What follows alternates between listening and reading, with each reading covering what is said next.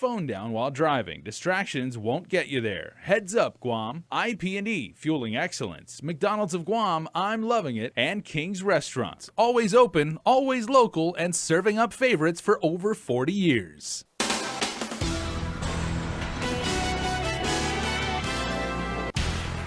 Coming up on Prime Time, so what exactly was it that shot across the sky late Friday night? Chris Barnett has the answer. Plus, a father thousands of miles away wants answers about what happened to his daughter here on Guam. Sabrina Salas-Matanani has a shocking report. And from high-risk rip currents to strong winds, Adriana Cotero gets an update on the weather from NWS. Hafade Guam and good evening. I'm Jason Salas and these are tonight's top stories. Well, evidently Civil Defense knew when it was happening and the governor said she should have been given a heads up. Now both are hoping that we'll know more next time something is streaking across our skies in the middle of the night. It's our lead story with Chris Barnett. Up in the sky, it's a bird, it's a plane, it's space debris, or is it an atmospheric phenomenon?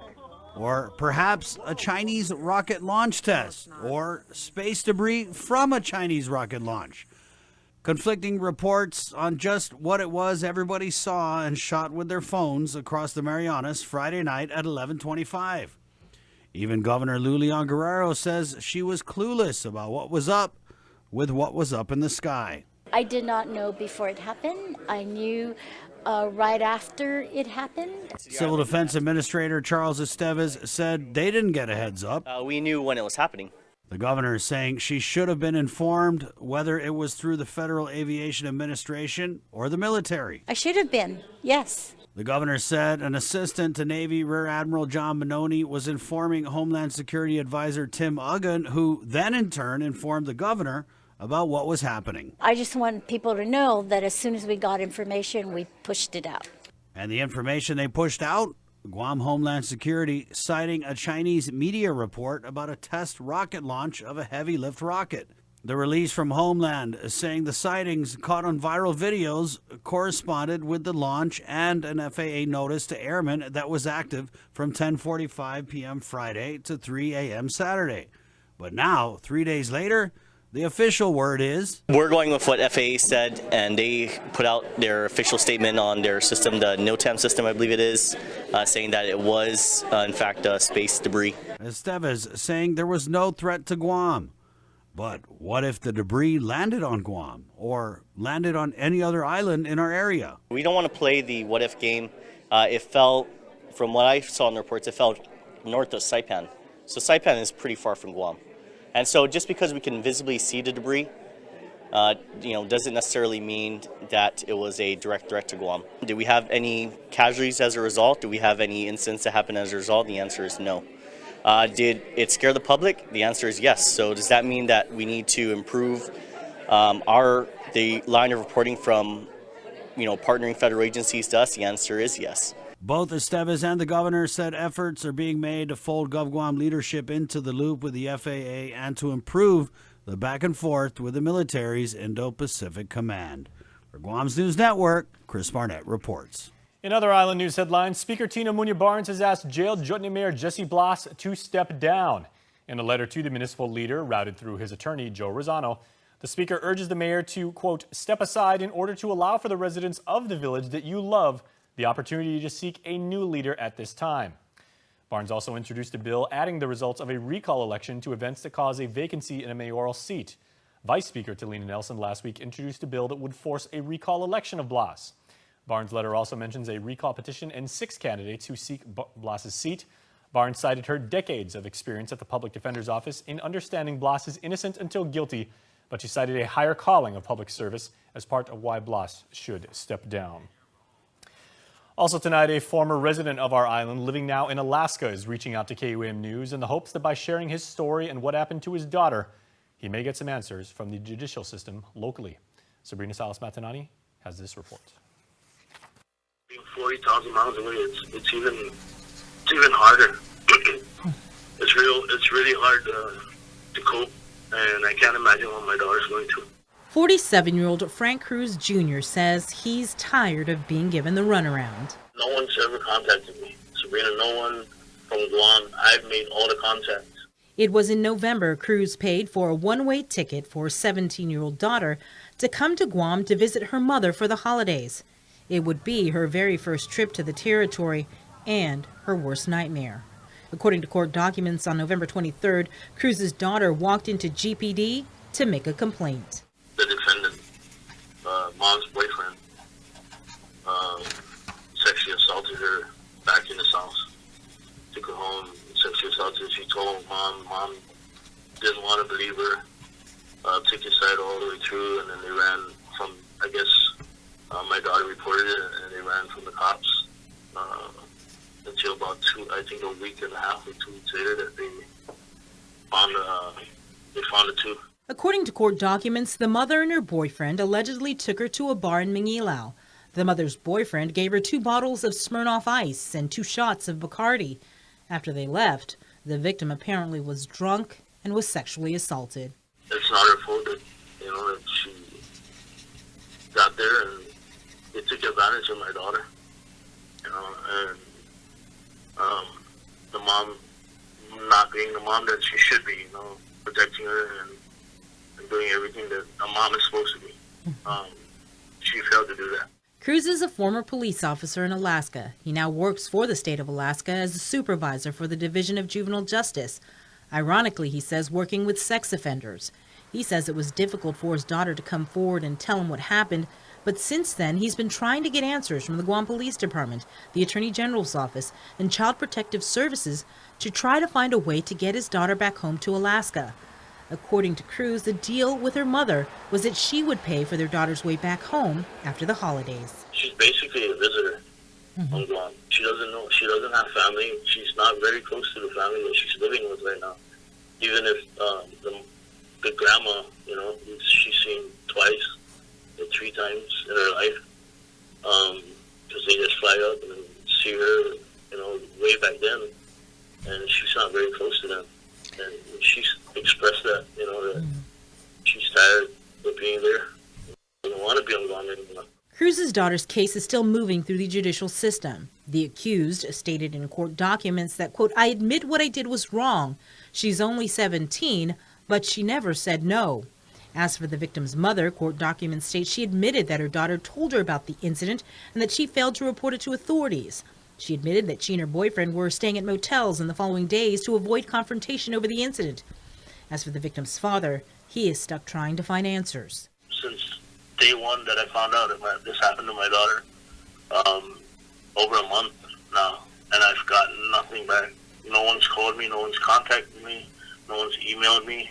I've been making all the contacts, and all I'm getting is I'm trying. I'm meeting with the attorney that's involved in your daughter's case, and we can try and find out. But that's it. That's all I get. The most concerning part, though, is I think my daughter being a victim, and for the rest of the victims on any crime, I think they should be prioritized, honestly. The government should come as a whole to help these guys that, it's not their fault that they're victims. And I think they deserve every opportunity to get back on their feet and feel like, regular human beings again. Reporting for Guam's News Network, I'm Sabrina Salas, Matanani. Sabrina also adds that the AG's office says they're doing their part in handling the case, with the proper authorities having been notified and agencies activated, including the police department and Child Protective Services. AG spokesperson Carlina Charfer says they filed criminal charges based on the allegations, are actively pursuing the case. She adds the Victim Service Center advocates are performing their functions and are offering services to the victim and family, but are unable to pay the airfare in this circumstance. We have also reached out for a comment from CPS on this matter. Well, the termination of former University of Guam psychology professor Dr. Michael Ellert stands in other news, as he was fired a day after the jury in a superior court found him guilty of molesting a pair of students during a Halloween house party. Dr. Ellert not only wanted his job back, but also an administrative hearing, back pay, and lawyers' fees and costs. He filed his case against UOG as well as the university's faculty union. The island's high court found he failed to file his claim pursuant to the Government Claims Act, and additionally, with respect to the union, he failed to state a claim for a mandamus relief, as he did not identify a ministerial obligation for the union in his petition. Elsewhere tonight, drug defendant Benito Uggan appeared in Judge Anita Socola's courtroom for a criminal trial setting, although the date has been continued once again. He previously told the court he planned to hire his own counsel. However, attorney Stephen Hattori with the Public Defender Service Corporation had to motion to withdraw due to conflict. The judge appointed attorney Terrence Timblin to represent Uggan, with the court telling the defense counsel to make sure all charges are given to Timblin. Uggan was arrested during a narcotics search at the airport as he was departing to Saipan. He was found in possession of 231 grams of amphetamines. Uggan faces charges of attempted exportation of drugs, attempted drug possession on board an aircraft departing Guam, and possession of drugs. A continued trial setting was scheduled for the 6th of January. Elsewhere tonight, 41-year-old Xerxes Viva was arrested for drug possession with the intent to deliver and possession of drugs after a traffic stop. On December 28th, GPD officers pulled over Viva's car in Tumon, with officers noting a large black-handled kitchen knife wedged in between the driver's seat and the center console area. He consented to a search of the vehicle, and officers found a black canvas pouch underneath the front passenger seat. Court documents state that inside the pouch was a digital scale with a white powdery substance, a large plastic straw that was heat-sealed on one end, and 3 clear plastic baggies containing a white crystalline substance. A field test was conducted and yielded presumptive positive for methamphetamine. While Viva was being transported, his phone received a text message asking if, quote, he had half a zip. Zip being the street term, of course, for an ounce of meth.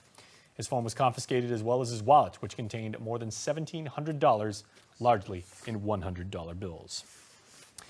And in federal court, a continued detention hearing will be set next week for defendant Richard Gaspin Jr. Gaspin was to appear today in Judge Joaquin Manabusan's courtroom, although his attorney, Brianna Cott, motioned for a continuation. The defense counsel is working with the U.S. Probation Office to submit a third-party custodian and ask for time in order to probation to conduct a home visit with a potential third-party custodian. Court documents state that Assistant U.S. Attorney Stephen Leon Guerrero did not object to the motion, with Gaspin facing charges for attempted possession of about 3 pounds of meth after he was arrested during a drug bust outside the U.S. Postal Office. Well, before we head to a break, right before news time, the administration said that 166 tax refund checks will be mailed this week. They total about $842,000 for error-free returns filed on or before July 5th of 2019. And with that, we are going to head into our break. Please stay tuned.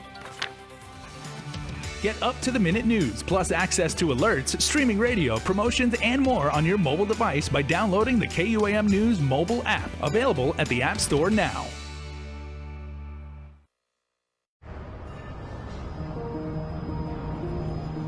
It makes myself and it makes my team members very proud to work for an organization that has been on island for many years, with its focus on reliability, dependability, and commitment to the communities that they operate in. Matson's a great corporate citizen to the community. We all benefit from any sort of environmental commitment we make. One of the ways that we do that is with our Adahi Utano program. There's action behind it, and so action breeds commitment. With the Kaimana Gila coming to Guam, this brings a new age and modernization to the island. It's exciting for me because it's a brand new ship and we can carry more freight into the islands. It just shows growth for Guam and Micronesia. Matson would be nothing without its customers, and we hope to continue to serve you for decades to come.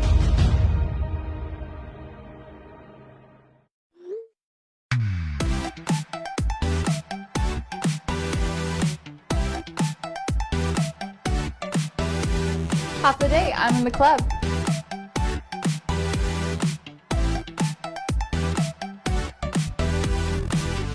Half a day, welcome to Two Lovers Point. Half a day, I'm in the club.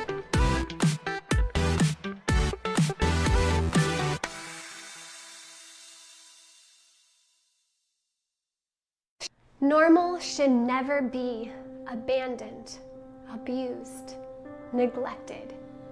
265 foster children on Guam have longed for family, clothes, and food. See their faces, hear their stories, be a foster family, and bring them home, where faith, love, and stability will change their lives. Please support the magic of giving this Christmas. Green Energy Solutions Inc. would like to congratulate GU Self-Storage along with Calvo Enterprises in doing their part by going green with a monthly power reduction by over 80%. Power consumption before installation was 39,700 kilowatt hours. After installation ended in 6,221 kilowatt hours, which resulted in savings over $10,000 a month. GESI also offers LED lights, solar thermal VRF air conditioning, and solar photovoltaics. Visit our website and let us help you save. It's a special delivery to your inbox every week with your KUAM News Roundup, program advisories, and promotions. Sign up for the weekly KUAM Digital Digest today on KUAM.com. Welcome back to the show, everybody. Homeland Security handed dozens of neighborhood watch signs off to village mayors today in a ceremony at Adelup. The 57 signs will be split amongst mayors and were touted as a deterrent to crime in the ceremony. The investment of additional signs allow for more visibility of the neighborhood watch program throughout the respective villages, they said. The signs were purchased and were 100% federally funded. If you see something, say officials. They say Homeland Security to the governor, Tim Uggan, said in a release.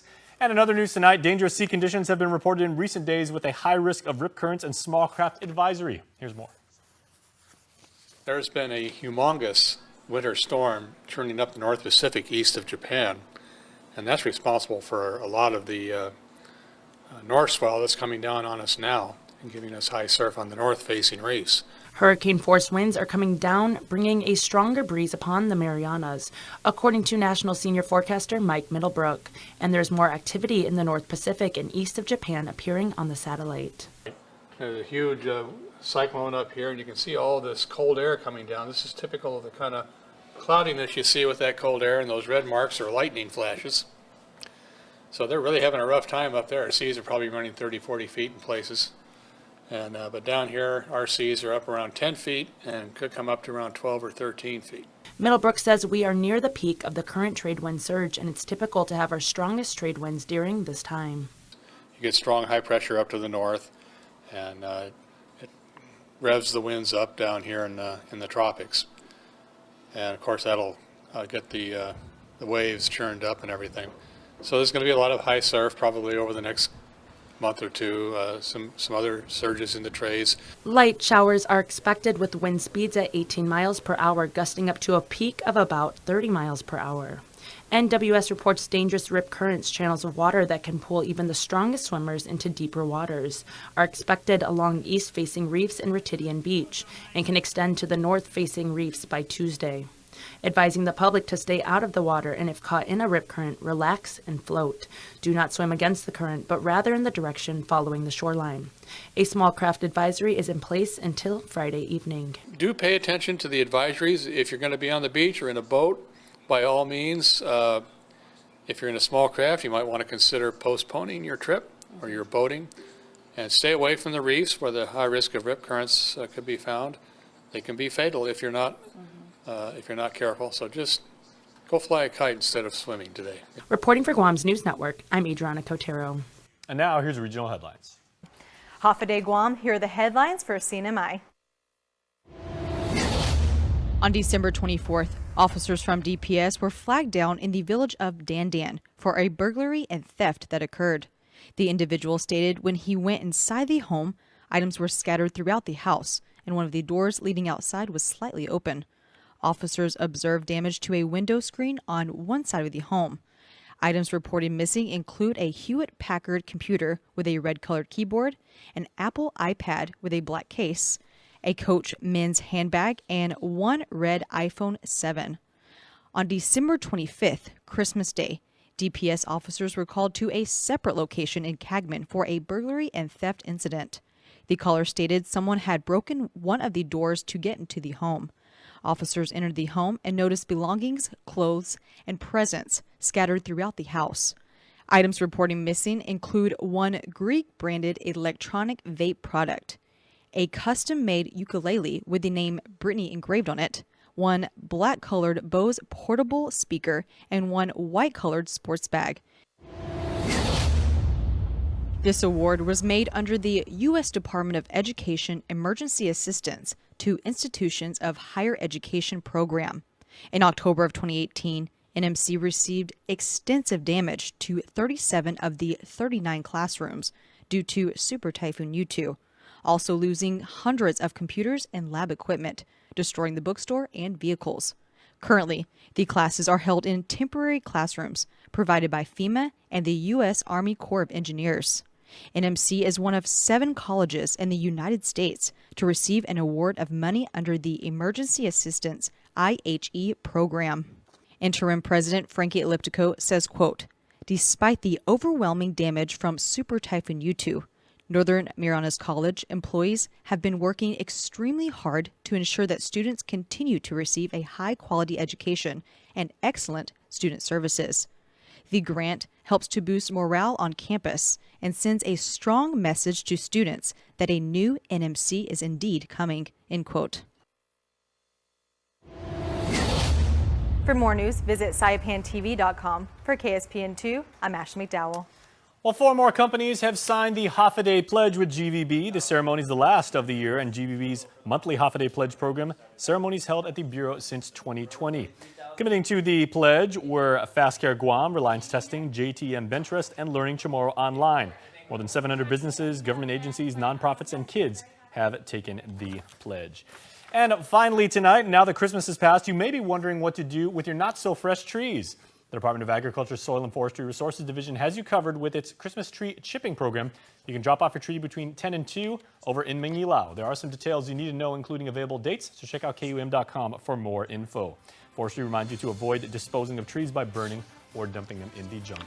Sports is next.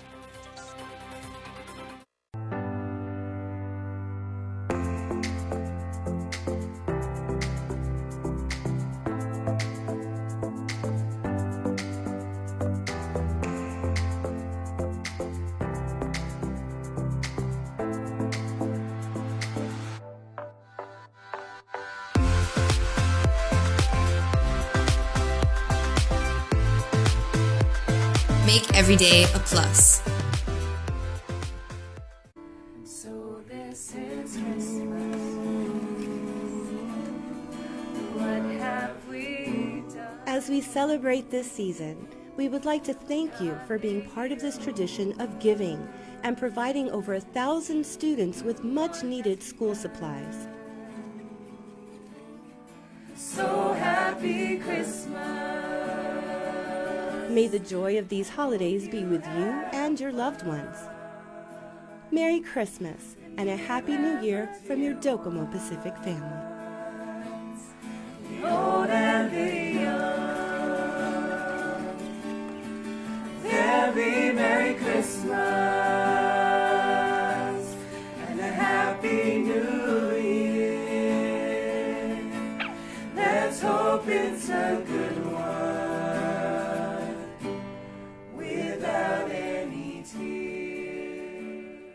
This holiday season, take a deal home at the Big Finish 2019 only at Cars Plus. Finish the year with the perfect gift under your Christmas tree. Take advantage of employee pricing on new Chrysler, Dodge, Jeep, and Ram. Visit us at carsplusguam.com. Attention Guam business owners. Green Energy Solutions would like to help you save on your power bill. We supply various LED lighting, energy-efficient air conditioners, solar thermal VRF systems, and solar panels. You can count on our product warranty and quick turnaround and immediate response service. GESI has saved other local businesses over 80% off their power. Call us to see how much we can save your business. Call us today at 647-8111 or visit gesiguam.com for more information. KUAM Sports is presented by Triple J.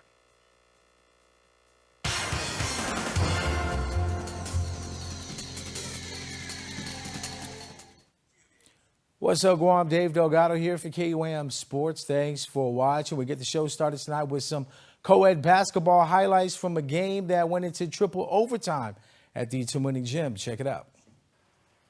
Micro Friends and Mr. Rubbish Man had the crowd pumped at the Tamuning Gym. The two teams met up in the co-ed division of the holiday tip-off basketball tournament with the game tied at 47.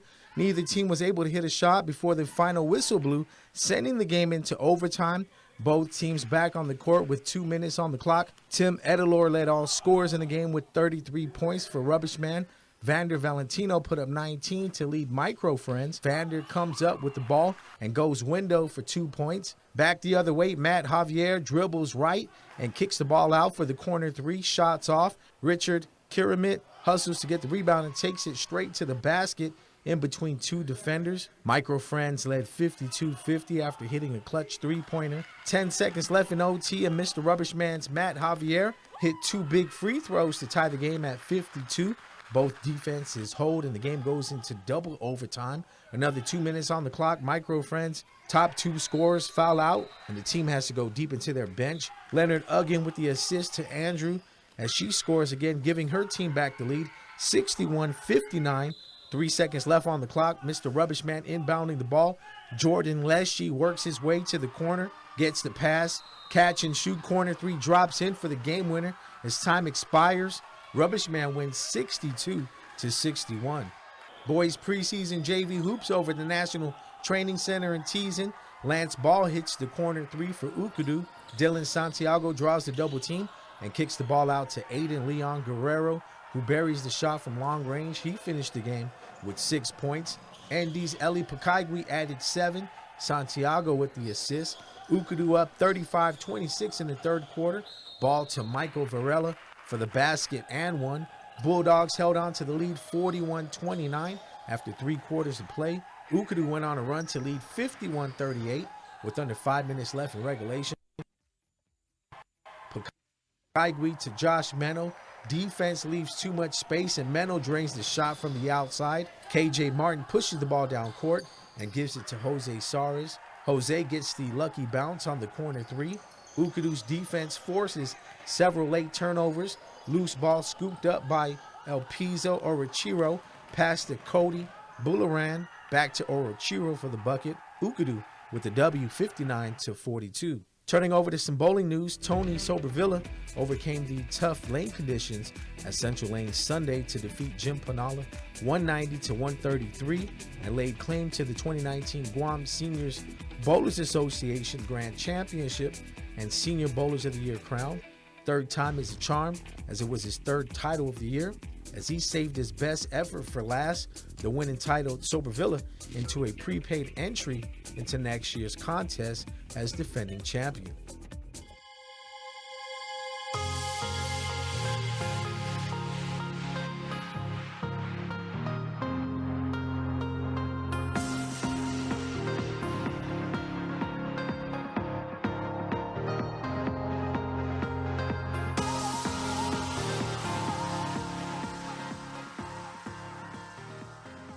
Guam's auto appearance specialist, Elegant Reflections, has been providing the automotive industry with professional detailing and car care products at its highest quality, from complete detailing, full interior detailing, exterior detailing, headlamp restoration, hand washing, seat and carpet shampoo, engine degreasing, undercarriage cleaning, paint sealant, fabric protection, paint oxidation removal, and so much more. Visit us at our new location. Call 646-5555 for an appointment. Elegant Reflections, Guam's auto appearance specialist, over 20 years of experience.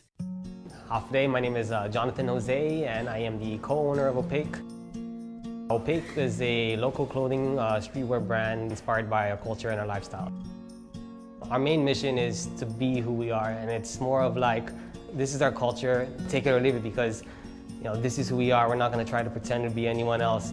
The Half Day Pledge is like the essence of Guam culture. The people of Guam are just naturally hospitable.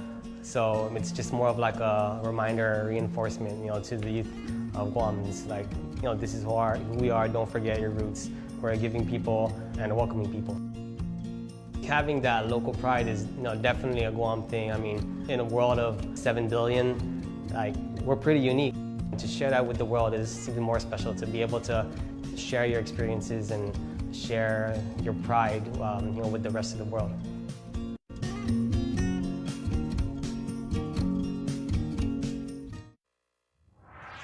Here's your birthday shoutouts. It's back to the work week and back to making some very lucky and fortunate Guamanians smile, because it is their birthday on December 30th. So, say it with me now, everybody. Happy birthday, number 37, to Joseph A. Castro. His family, friends, and lover, are sending their very best birthday wishes. And Joseph, we hope you had a great day. Louis Menahene, We would like to wish Louis a happy birthday, and this is coming from his family. And we've also got happy belated birthday wishes going out to Tommy Chargaloff Guerrero. Happy birthday, Tommy, from all your family and friends. Tommy was born on the 29th. And also born on the 29th was Jaylene Joy. Happy B-Day, JJ. We hope you enjoy your day with love, coming from Mommy, Daddy, and the entire family. You guys are special, you guys are awesome, and you guys are tonight's birthday shout-outs. We've got the after party coming up next, so please stay tuned. Closed captioning is brought to you by Green Energy Solutions, Inc. Visit GESIGuam.com or call 647-8111 for more details